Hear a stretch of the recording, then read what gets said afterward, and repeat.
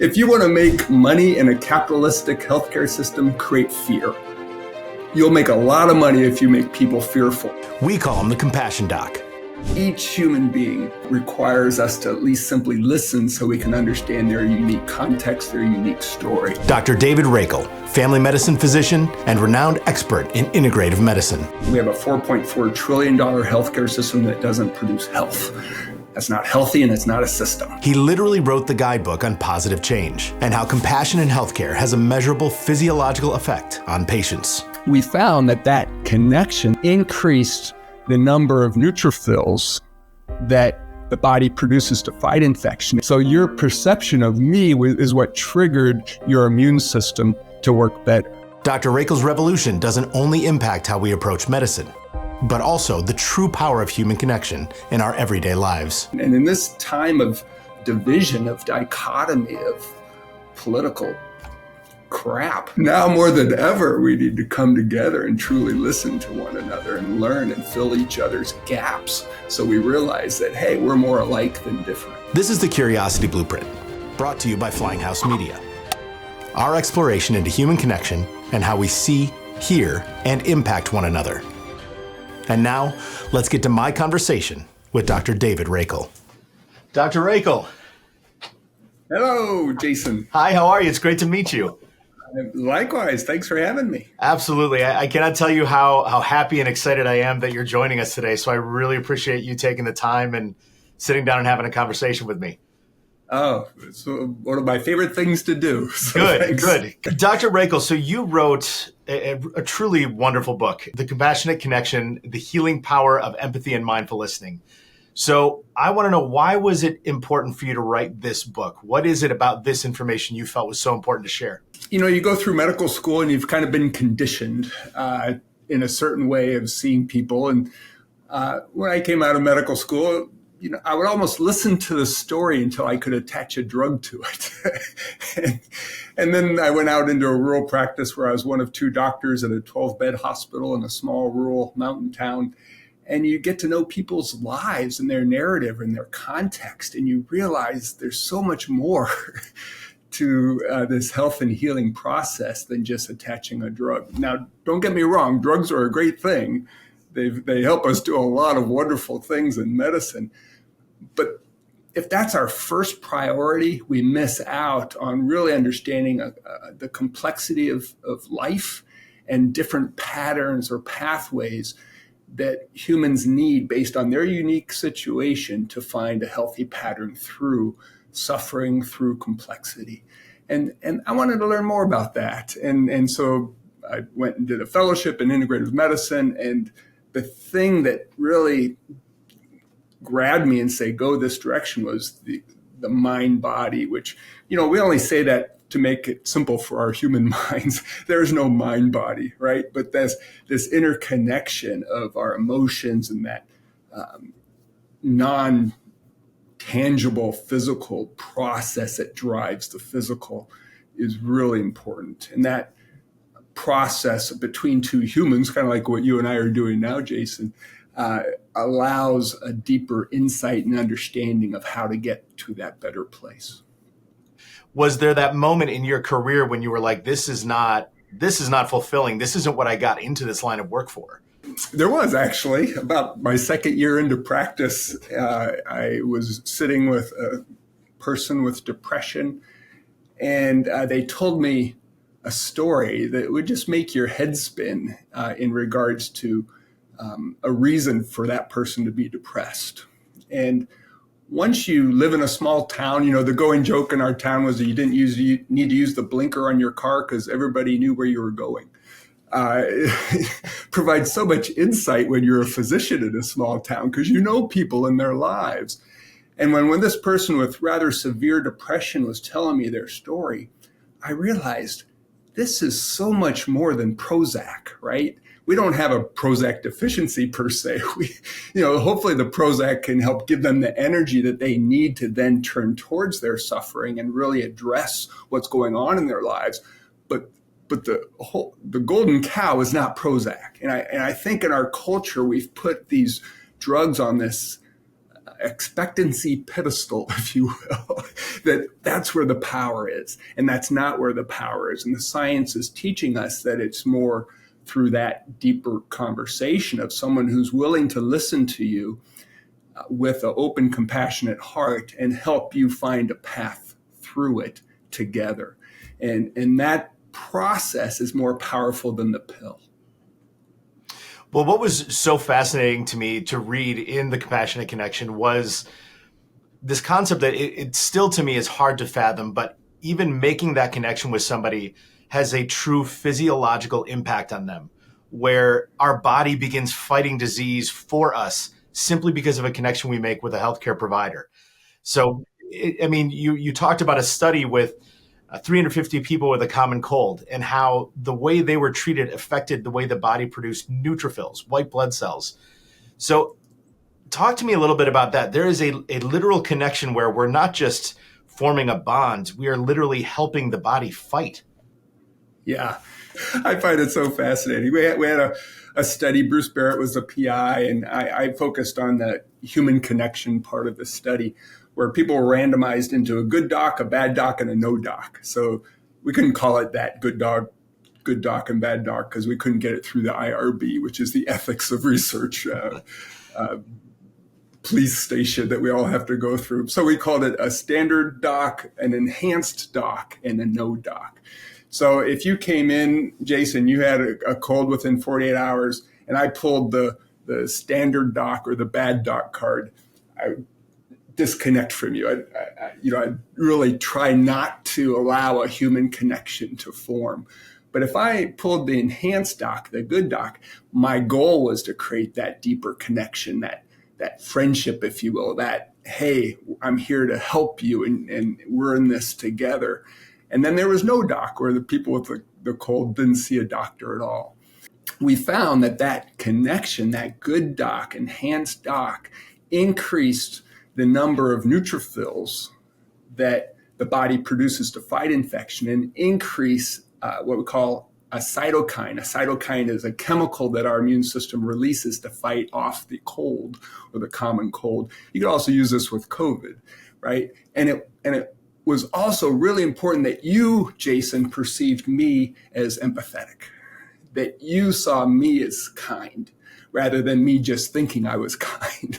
So your perception of me is what triggered your immune system to work better. And here is a fascinating thing. This wasn't statistically significant, so I can't say this with a lot of confidence. But the people who saw a bad doc, standard doc, versus no doctor at all, did better when they saw no doctor at all. Really? So people who did not feel that empathy actually did worse than not seeing a doctor at all. You'd be better sitting home with your dog, who always gives you compassion, right? So, this human connection is really the foundation. And I think with artificial intelligence and other things, that's going to be pulled away a little bit. And one of my favorite quotes, and I'm sorry, I can't remember who said this, they said, the most innovative thing of the 21st century won't be in artificial intelligence. It'll be our ability to understand in a more deeply way what it means to be human. And we got this pull between this transactional care, you got a UTI, I give you the antibiotic, with this transformational care that requires human to human understanding of going into complexity. It makes me think a little bit about what I typically do on a day-to-day basis. For the last 20 years, I have sat similar to how we are, although typically in person, across from somebody and get them to kind of share their story, to share a testimonial. And a lot of those people that I interact with are living with rare diseases, chronic rare diseases that truly unravel their life. And what I've found is, something that I've always been a big proponent for is that when I do my job, I don't interview somebody. I don't size somebody up. I'm there to have a conversation.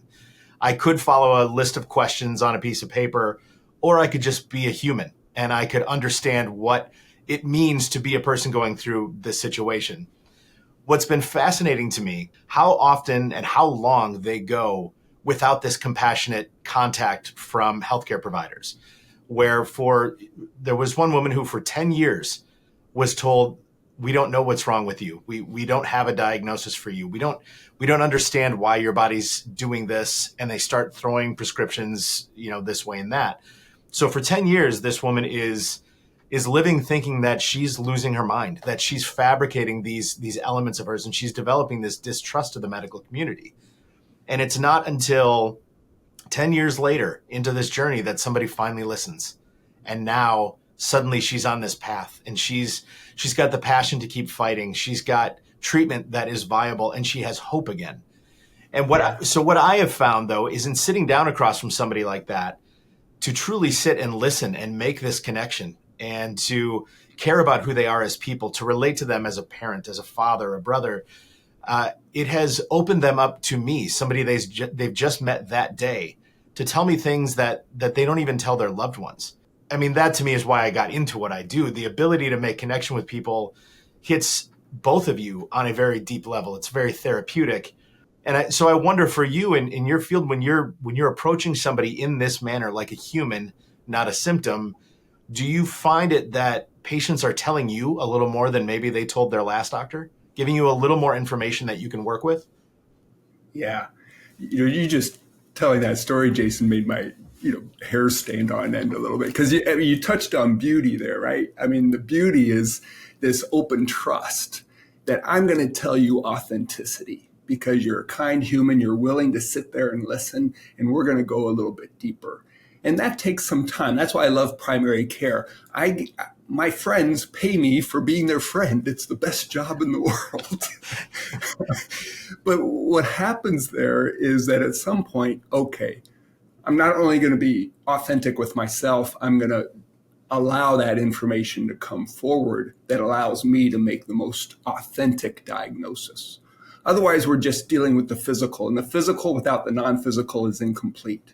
We need that whole story that you touch on. And then what we're realizing is that we'll never be able to train enough physicians to do this, that we have to use other professionals to have that caring relationship. And that becomes a primary care team in your community, where maybe we get you in to see the counselor or the community health worker or the health coach to talk about what's important to you, or talk about whatever it is that often comes up with the examples you just gave. And then when we need a higher amount of technical knowledge, then we get into the physician and talk with that person. So how we create these teams is going to change over time. So what you're doing with people actually becomes part of healthcare. And then we really transform from a find it, fix it, disease focused system to a how do we create health system, which is what the word we love is salutogenesis, salute, health, the genesis of health, versus pathogenesis, pathos, to suffer, the origins of suffering. What do you want more of? You want more salutogenesis. So that's which we give attention grows. If we look at each other as potentially healthy, then we pull out the health. If we look at each other as potentially diseased, we look for the disease and the dysfunction. Both are important. I'm not saying one is better than the other, but it's very out of balance in our American healthcare system, and we need to bring that into better balance. Well, and so is that essentially what integrative medicine is? For those who are listening or watching right now, is there an actual method to integrative medicine that is being taught? For instance, how do we train a healthcare professional, a physician, to practice integrative medicine and find that balance where you are maybe taking an Eastern approach with a Western approach, you are taking compassion along with science? And that's a big part of what we're trying to do. But it's a tough culture to shift, right? If you want to, so I'm going to be a little cynical here, Jason, but then I'll get to it. I'm okay with it. If you want to make money in a capitalistic healthcare system, create fear. You'll make a lot of money if you make people fearful because of the what if. Oh, what if I have that rare condition? And some people do. So that's really important. And you've talked to a lot of them. So that's really important that we explore the what if. But if the fear is driving our healthcare system. It makes us do more things. It makes us do more expensive things. And we have a little bit of a challenge when we have evidence-based medicine driving everything of what we do. So in order to switch to a pseudogenic approach, we need to make it profitable to facilitate health and healing.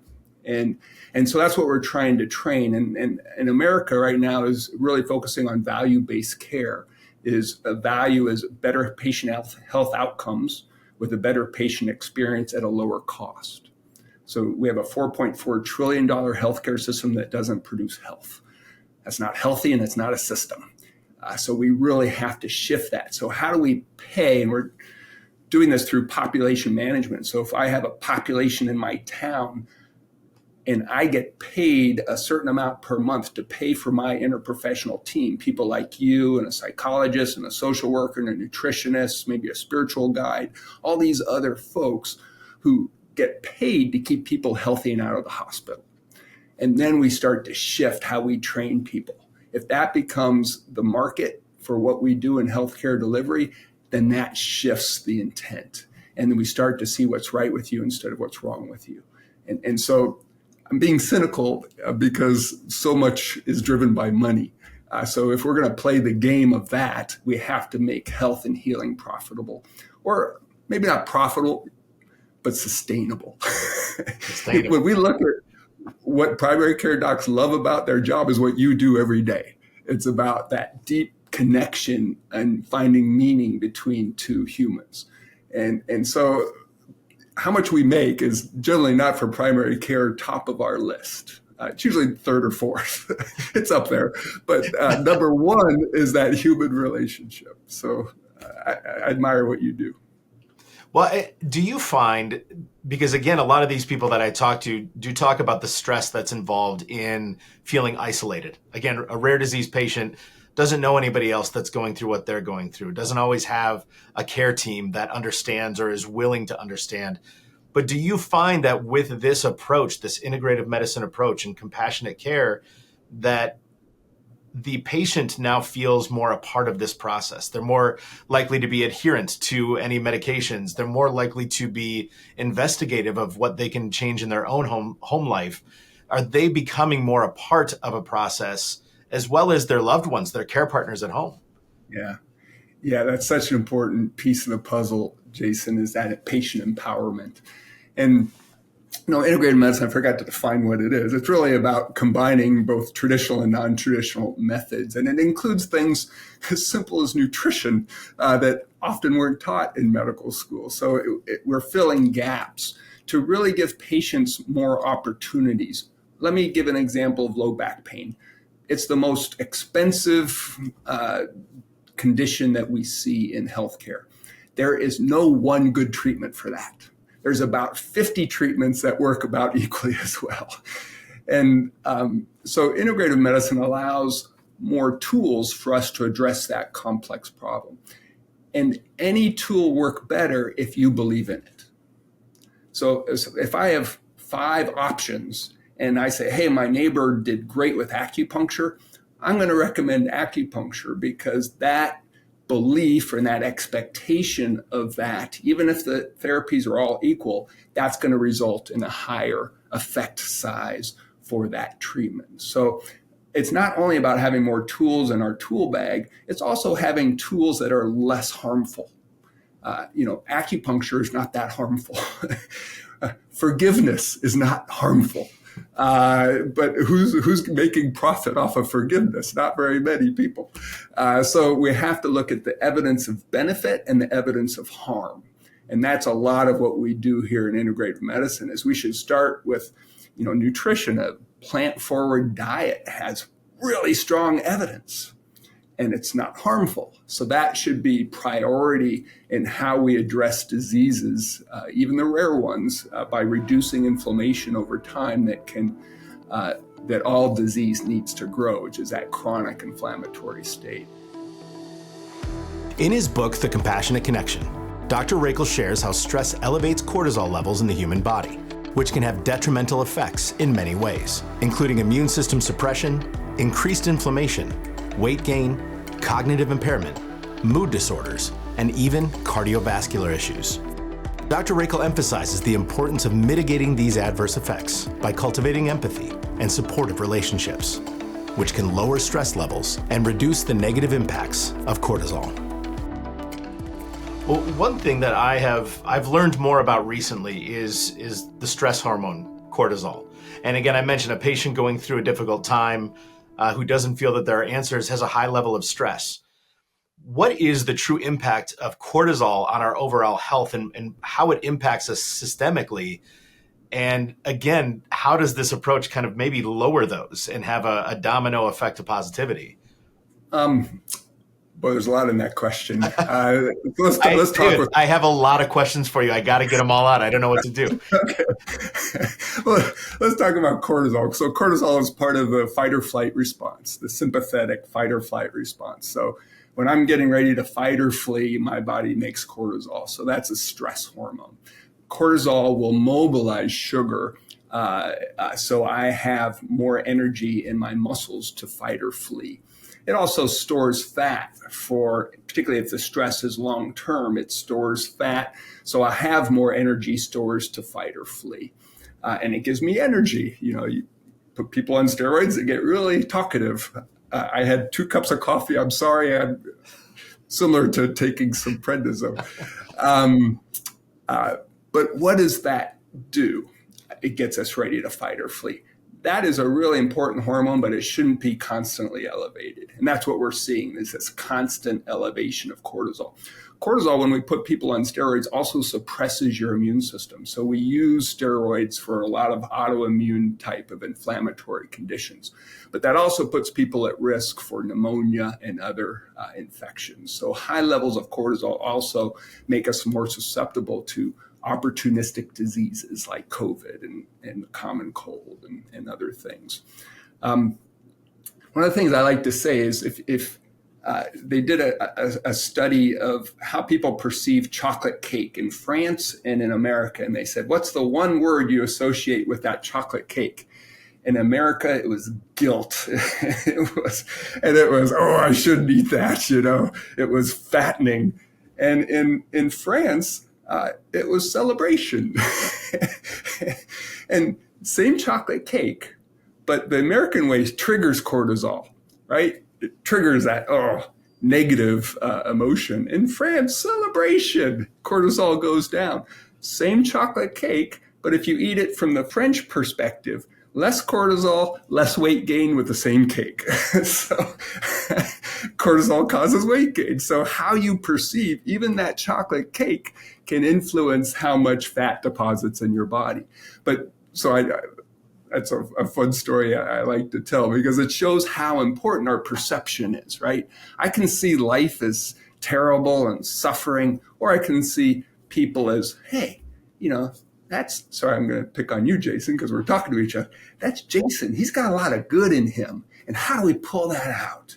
And that is an innate part of every human being. I truly believe that. And then it gets covered up over time. How do we peel that onion to bring that out so cortisol goes down, immune system goes up, and you have a happy, healthy, resilient life? And, the mantra is we shorten that time between your health span and lifespan. So you live life to the fullest, you do these interviews, and then you slide into home plate, and then you die. That's what we want for everybody. Well, what impact has this had on you? I mean, obviously there's a time where you feel like maybe you weren't approaching medicine the way you wanted to, so you study this new approach and change everything. What kind of empowerment and what kind of impact has that had on you as a doctor, as a person? What kind of fulfillment do you get out of this now, knowing that you're approaching it in this way? This was another aha moment for me, Jason. Thanks for asking that question. I used to put it on my ego that it was my job to fix you. I have all this technology. I should be able to fix your problem. And so many things we see in medicine are non-fixable. But you can move through it in a healthier way, even if you have the disease that won't go away. When I put that on my ego, that actually cause this empathy fatigue. And I attach empathy to it because by definition, empathy is I feel your story and then I put action to it that I need to help you with your suffering. Compassion's a little bit different. Co-passion, passion to suffer, two people doing it together. Compassion means that Dave and Jason are in this state of liminality, or this is what you do in your job. You create a state of liminality or suspension where two people come into this unified place, and that line between Jason and Dave gets blurry.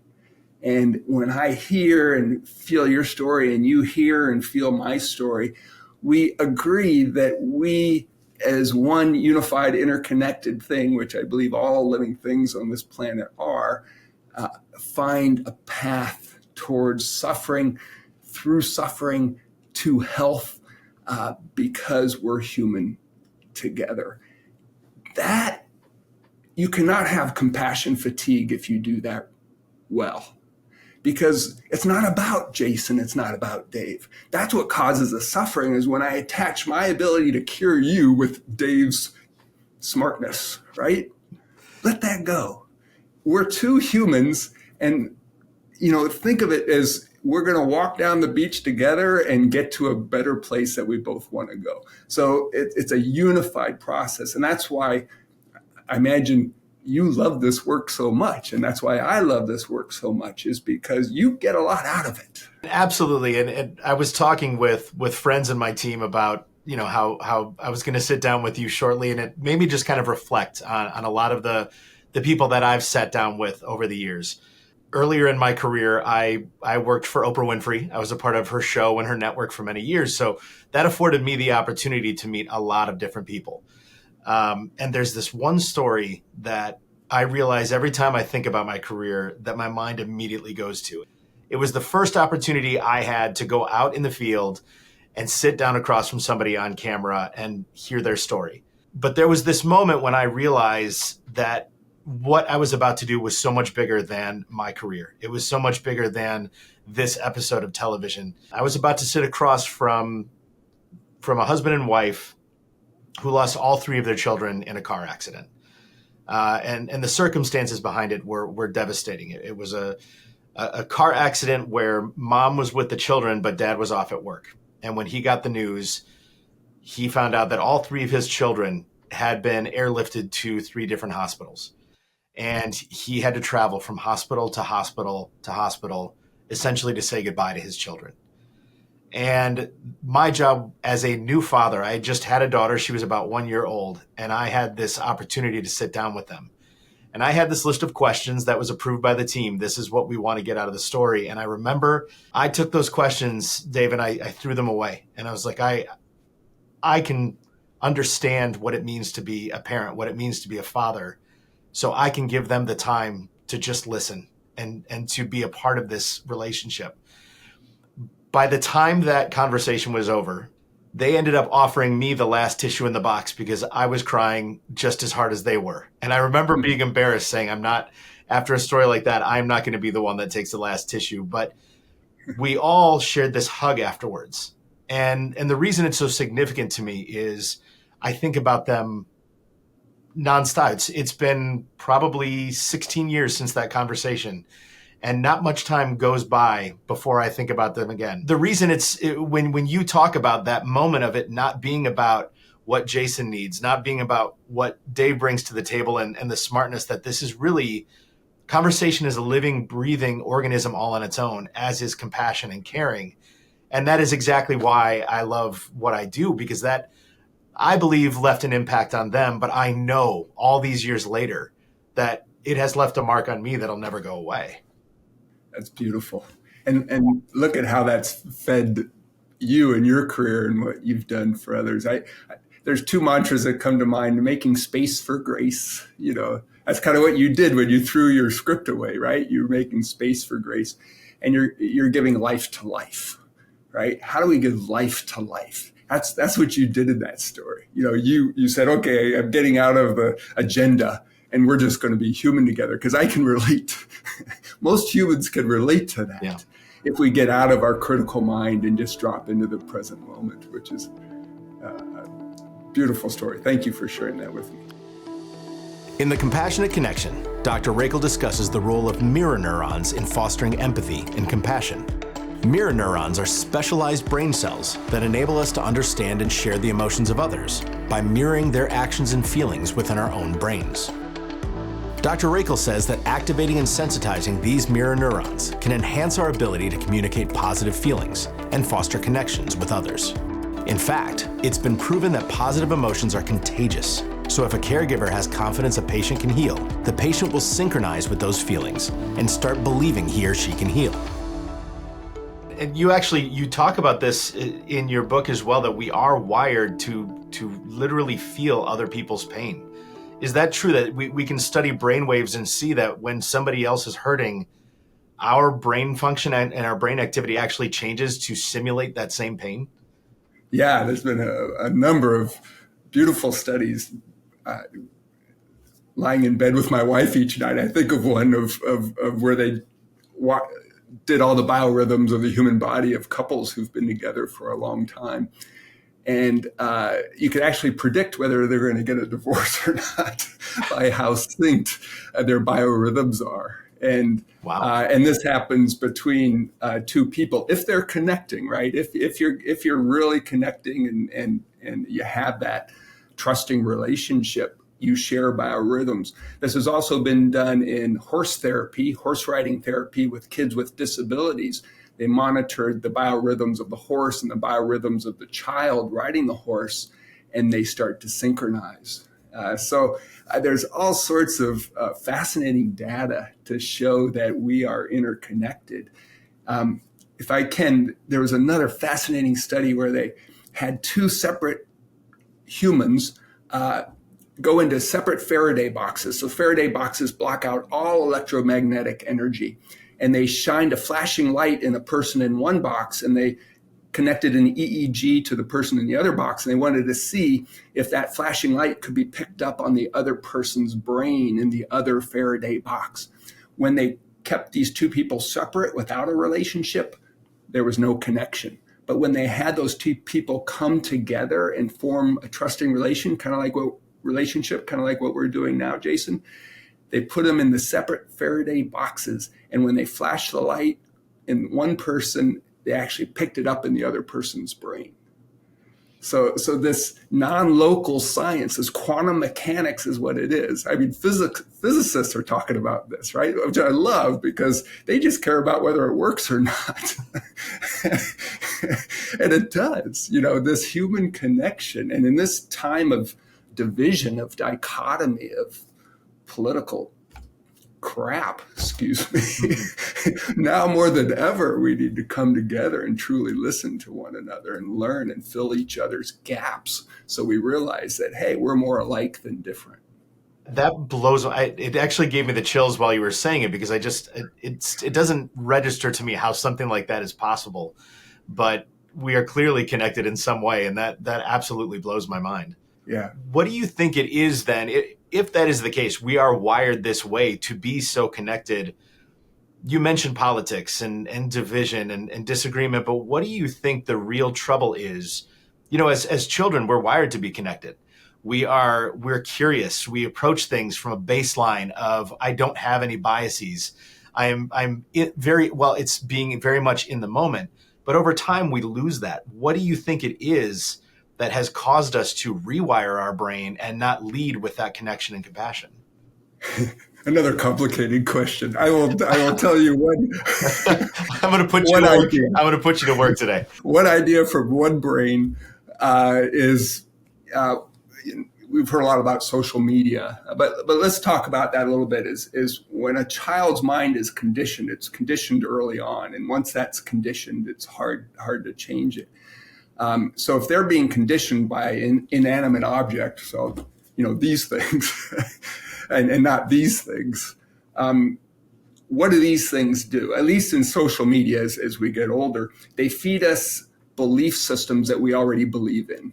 generally, again, to sell us stuff, but also to get us to look at things that want to sell us stuff. and what does that do to cognitive diversity? One of the most beautiful things that we do through this relationship is I learn from you and your different perceptions. That's really important if I'm going to help you heal, because I have to see through your lenses. I have to see how you see the world so I can understand how to help you. This social media just feeds you a narrow cognition. It actually trains us to think that we know all we need to know already. What we need to do is go across the aisle, to use that metaphor, and truly listen. And both sides have wisdom, right? Both sides have wisdom. But the real brave person is willing to go across that aisle and listen and say, hey, you think differently than I do. I'm curious, to use the title of your podcast. I'm curious. Why do you think that way? With complete respect, not with animosity, but with complete compassion. Why do you think that way? How can I learn from you? And then hopefully they'll ask the same of me. And we have this dialogue where we come together. This is like going to an Oscar-winning movie every day. Every time I go in to see a patient, if they trust me, they tell me the diagnosis and how to treat it. It's the most beautiful thing. And they invite me into the story of their life, which is such a privilege, such a privilege. It not only helps me help them better, but we help each other walk down the beach to that better place. So we have to be willing to come across this divide. We've actually created a system that creates this dichotomy, and we need to fix it. One of the reasons I love your book so much, I've read it twice. And that's my plug for you, since you just used curiosity in your answer. That's my payback for you. But what's so impressive about the book is that it shows that this is not limited to being a doctor. This is not limited to just integrative medicine. This is something that people can take in their everyday lives. And what I have found, and I'm curious to know if you find the same thing, if I go through a very long day having difficult conversations with somebody for work, and I'm fully present in that moment, it takes energy. And you can be very tired at the end of a day like that. Yeah. Sometimes what I find is then when I get home, I find that I shut my brain off. And now my wife and children are coming and they want to connect. And I was like, oh, I don't have anything left in me. Do you find that same struggle where you've had a long day at work and you've given all this energy that maybe there's not enough left at home? Yes. Oh, I couldn't resonate more with what you just said. And, but what's more important, right? Hopefully your family's more important. So we have to recharge. We need that vacation. We need to recharge this healing engine. And if we don't do that, we burn out. The first thing to go with burnout is empathy. The first thing that goes with burnout is your ability to facilitate healing in another human being. So how do we do that? How do we put our oxygen on first so we then have the energy we need to do this work? I'm going to tell you another quick story. This was one of my faculty members said, he'd been listening to patients all day and he went home and he was on his computer kind of, maybe Googling something. And his daughter said, hey, Dad, listen to me. And he said, I am listening to you, dear. What do you want? And she said, no, listen to me with your eyes. And from the mouth of babes, right? That beginner's mind. Yes. How do I give the people who are most important in my life my full presence, my full attention? How do we listen with our eyes? And so use your family as your biofeedback device. When my kids would rebel or they would have a bad behavior, I generally had to turn towards them and give them more of my love and my presence. That rarely fails. And so that's a great teacher. And a symptom is a great teacher. A symptom is our body asking us for some sort of change. If we don't listen to it, we don't learn from it, we don't grow and heal. If we just suppress it with our drugs, again, I don't want to downplay drugs. They're very helpful in helping us get through things. But if that's our only approach without listening and learning from the symptom, we're missing out. Well, kids are the ultimate truth teller. If I can go back to that story, because that one I can really resonate with. Not even a few days ago, my 6-year-old Max had approached me in a similar way. He wanted to hang out. I had been working a lot. He wanted to hang out. And so he looked at me and he said, "Are we going to hang out today?" And I said the same thing. I was like, "Max, we are hanging out." And his response, I kid you not, was, "Okay, Dad." And then just kind of like walked over to the other side of the couch and sat down. And it was this amazing wake up call for me that you had mentioned this earlier, that sometimes you're not as caring and you're not as empathetic as you think you are being. I felt like I was being there in that moment. He clearly showed me differently. So that's when it's time to shut everything off and now let's actually hang out. But as upset as kids can make you, they really are the ultimate truth tellers and teachers of, they're mirrors. They're the mirrors of our lives. Yeah. So that's beautiful. God bless. Way to go, Max. Yeah, that's right. Way to go, Max. I'll let him know.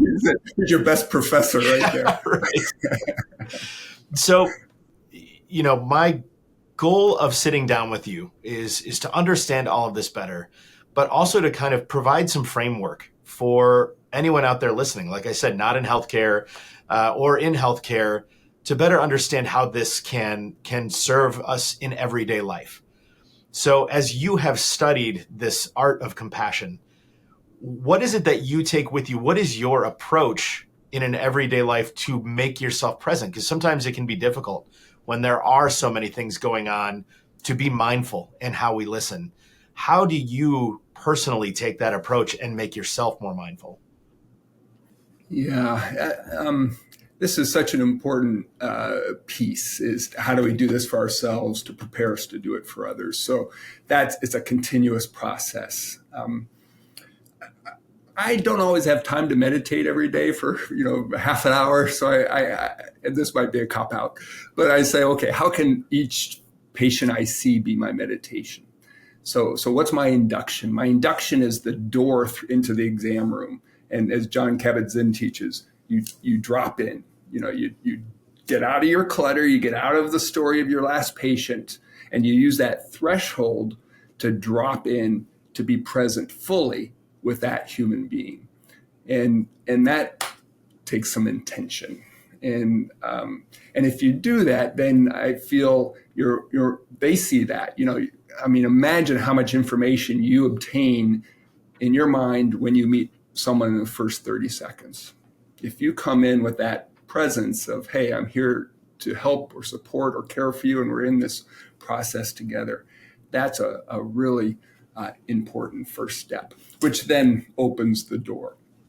Now, again, you don't always have time for that. So, how do we triage? And I think it's important that not everybody wants a 40-minute visit. Some people just, need to get the treatment and get back to work and to the family and more important things. So I think we have to do a better job of understanding where we need to bring in a salutogenic session and where we bring in a transactional section. And so we need to do that better and triage and understand that better. But that self-care is really important, which, I'm going to talk about politics here a little bit. If you are the leader of a country, don't you think we should require a self-reflective process so those leaders can understand why it's so important to do our own work in order to serve larger populations of people? So I strongly feel that we should have a requirement for presidents of states and countries, presidents or CEOs of large companies, to have an opportunity to learn more about how they've been wired so they can understand what their implicit biases are, so they can set that aside and really go into the other people's lenses to serve their best interests and be more productive. Because as Viktor Frankl said, if we have a why, we can find out almost any how. And so that we need to do that in healthcare. I'm sure you do that in your work. We need to do that in politics. The rules of health and healing are universal. That's what I love about studying this. It doesn't matter what job you do, even most so parenting and being a part of a family, because they know how to push your buttons. So you really know how to the importance of being present and truly listening and turning towards suffering. If I was going to leave with one mantra and timing is right. You don't need to turn towards suffering right away. Sometimes it's a year or 2 years later, but if it keeps coming up a little bit in memories, eventually you have to turn towards it, because it's not until you turn towards it that it releases its hold on you. And so that takes bravery to turn towards. Who wants to do that, right? But it really allows beauty. And I'm going to use beauty more in line with love. It allows this beauty and love to shine through, not because the history or the story is beautiful. Often there's a lot of suffering, as you told with the family who lost the three family members. It's beautiful because it's authentic. It's beautiful because it's real. It's beautiful because your hairs stand on end. It's beautiful because you're touching what that two people need to go forward in a better way together. And we have to be brave enough to turn towards that suffering at some point. And so how do we do that? How do we create space for that? You do that in this podcast, right? You're creating space for that. And that's good work. Well, and there is that moment when you feel a connection with somebody else. My entire team feels it when we're in this room sitting down with somebody and you see that moment of true alchemy where you can literally feel everything change, that some connection has happened here and there's no going back now. Like there's just that change in the chemistry of the air. And that's always the impactful moment. And it's amazing to me that even those who aren't directly involved in the verbal conversation, my crew, Nico, who you met, and Josh and Jordan, who are behind the scenes right now, they experience it as well. And they're not even saying any words. They're just a part of it in some way because they helped create that environment. And that's one part to me that's always so important, is a conversation is so much more even than words and listening. It is the environment in which you create. Like you said, creating that space where you can feel safe to be vulnerable with somebody. And that's the amazing moment to me, is when you see all those things working together, there is that moment where the chemistry shifts and you realize I'm a part of something really special right here. Yeah. Wasn't that Einstein's quote, when two chemicals come, they both are transformed? Yes. It's the same as a chemical reaction. When you have individual chemicals and they come together, you create something new. And that's that space of liminality. You don't have an outcome that you know of, but that's created in that space.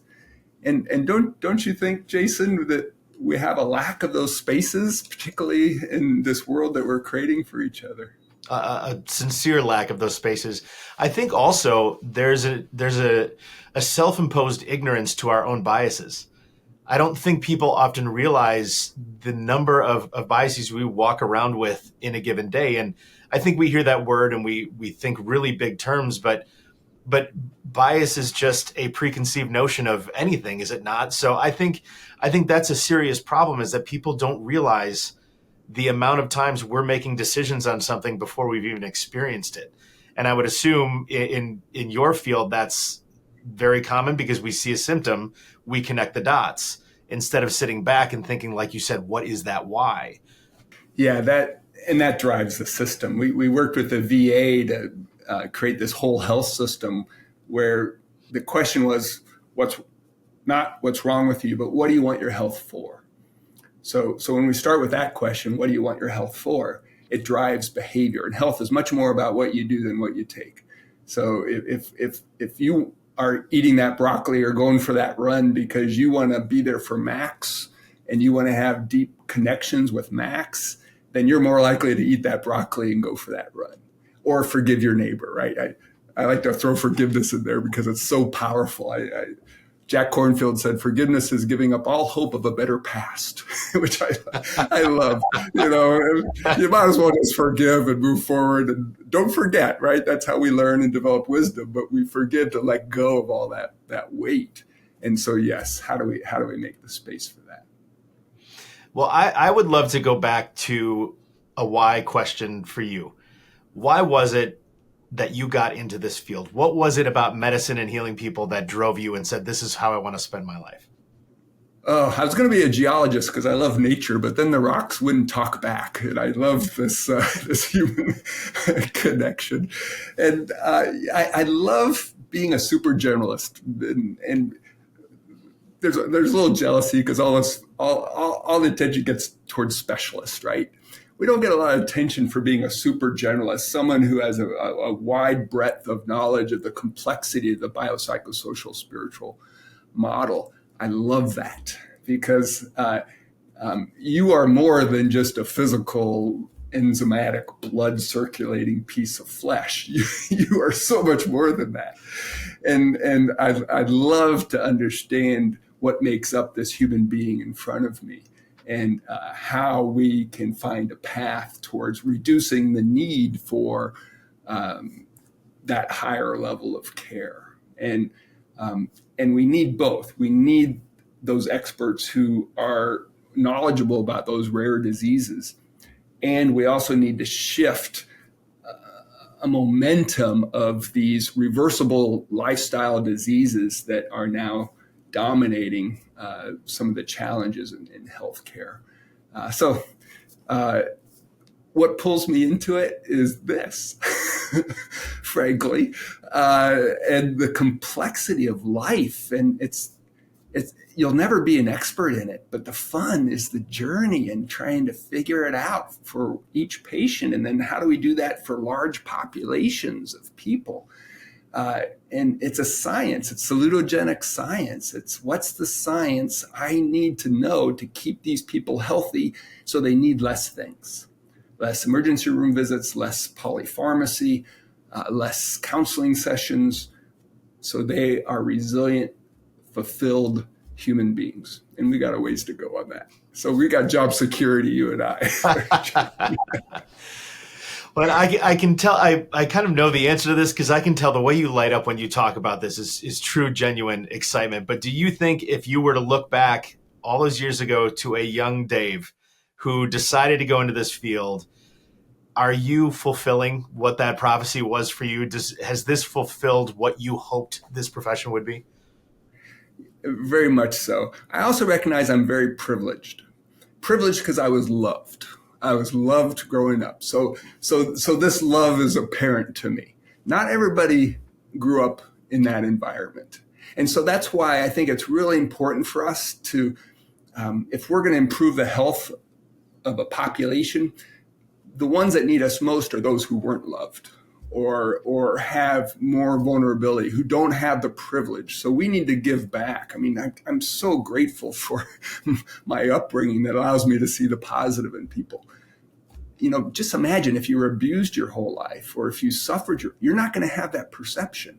So we need to give glimpses of that. We need to open up the door so people can see that beauty inside themselves. And often it's just someone who believes in them. And so that's the work. That alone is just a beautiful sentiment because it's easy to forget when you are blessed with a loving upbringing. I had a very similar experience. I had a wonderful upbringing. And I would care to say that I learned most of what I know about connecting with people through my father. He has run his own carpet cleaning business since before I was born. And people loved the way he cleaned their carpet, sure, but what people remembered was Chuck. Chuck is a great guy. I like when he comes around, and it doesn't matter what the cost is.